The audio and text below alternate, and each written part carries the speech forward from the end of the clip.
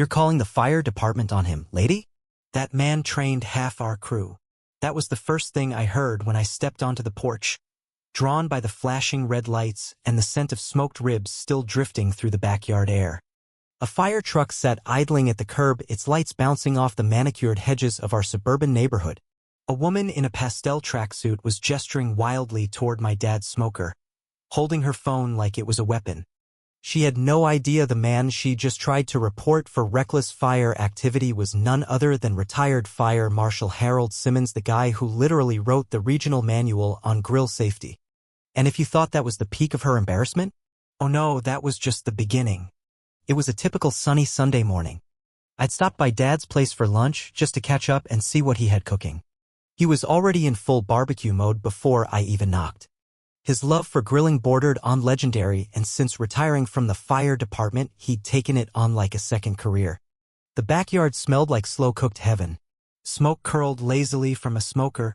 He had custom-built a piece of equipment so over-engineered it could probably survive a hurricane and still cook evenly. He wore his usual apron, licensed to grill. It was a gag gift from his firehouse buddies but somehow felt more official than most uniforms. I had just settled in, lemonade in hand, when the wind shifted slightly, wafting smoke over the fence and into the yard next door. And that's when the drama ignited. Enter Karen. You always knew she was coming by the aggressive clack of her flip-flops and the citrusy cloud of lemon-scented entitlement.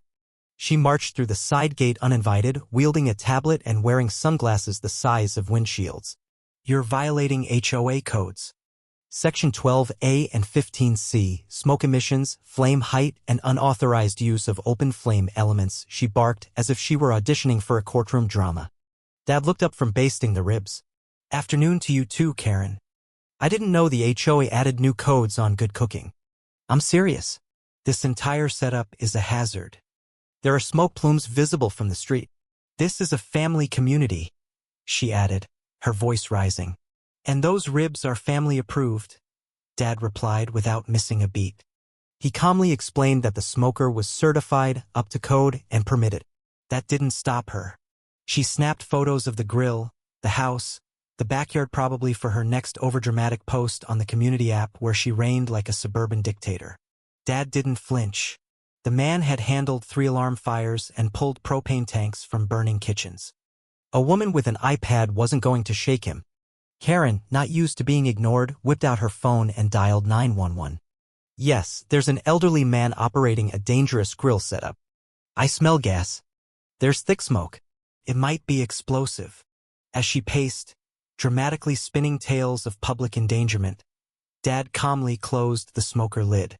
Want root beer or ginger ale? He asked. About 15 minutes later, a fire truck rolled up, sirens off but lights flashing. I expected a quick inspection. Instead, 3 firefighters stepped out in casual gear. When the lead guy saw my dad, his face lit up. Marshal Simmons, you grilling again without inviting us?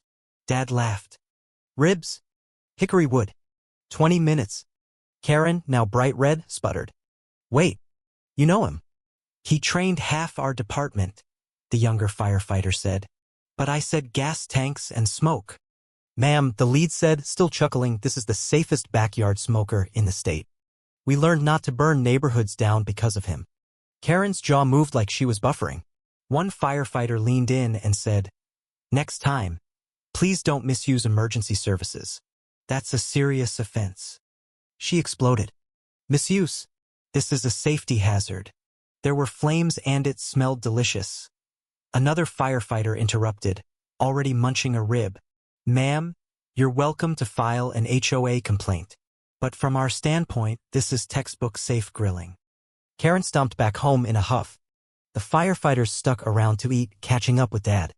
They asked him to give a heads up next time so they could bring beer. Dad leaned back in his chair afterward and said, Give it 2 days before she tries something else. He was wrong. She waited less than 24 hours. An official-looking email landed in his inbox the next morning. Subject, urgent, unauthorized pyrotechnic activity and community endangerment. Sent from Karen.president@hoa.net. Looks like I'm being summoned to the barbecue inquisition, Dad joked.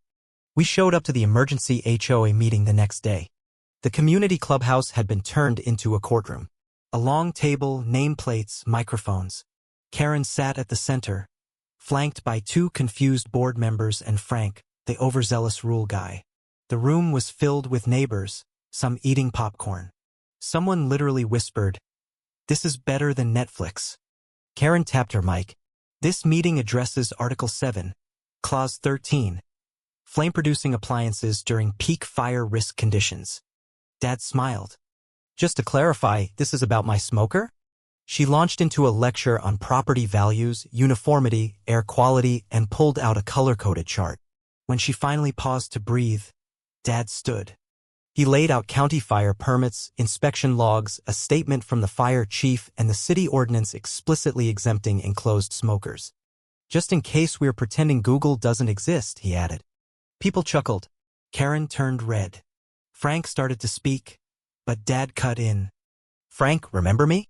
I approved your fire pit in 2018. Great setup, but your propane line was a bit shaky." Frank sank into his chair. Karen snapped, "This isn't about legality. It's about respect." "You called the fire department on a retired marshal for brisket smoke," Dad replied. "This isn't a case. It's a spectacle." Marcia, another board member, finally spoke. "Karen, I'm not sure this qualifies as a violation. We've all smelled the ribs. They're delightful." The room turned. Laughter broke out. "Best thing I've smelled in 10 years. When's the next cookout?" Karen banged her gavel so hard it flew off the table. She declared a temporary grilling ban pending review.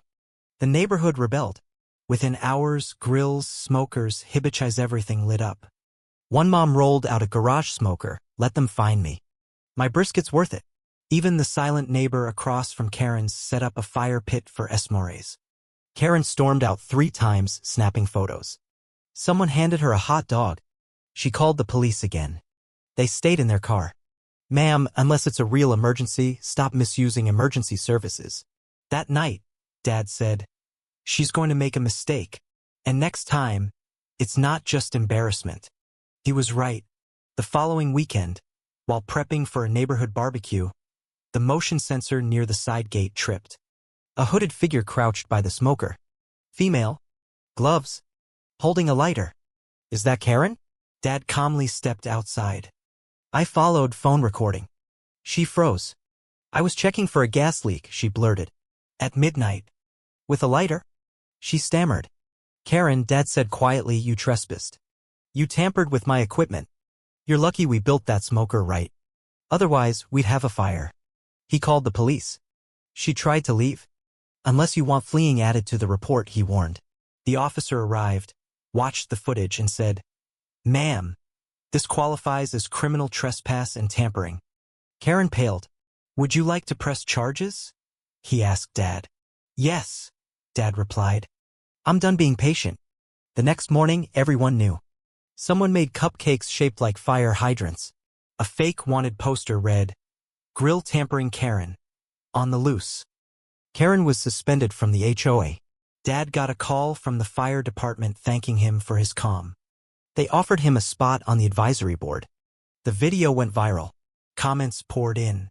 Memes exploded. Karen became a cautionary tale. She went quiet. Her car parked 2 streets over. Porch lights off. But we knew better. She wasn't done. A few weeks later, glossy flyers appeared, "Neighborhood Revival Picnic by Concerned Citizens for Safe Suburban Living." It banned charcoal grills, firewood, scented candles, all suspiciously Karen. Dad called it, "She's trying to rebrand." So he organized a counter-event, Flame and Justice Cookout. The fire department showed up. The HOA board came. The mayor even gave a speech on trust and leadership. Karen tried to crash it. "You're violating city code." Dad pointed at the mayor. She approved the permit. A news crew captured it all. They asked Karen for comment. She shook her head and walked away. She sold her house 2 weeks later. No announcement. Just a moving truck and silence. Someone played Another One Bites the Dust. Life returned. Grill nights became tradition. Dad joined the County Fire Advisory Board part-time. One night, I asked him how he stayed so calm. He sipped his tea and said, "You can't put out every spark, but you can choose what kind of flame you spread." Karen spread fear. He spread community.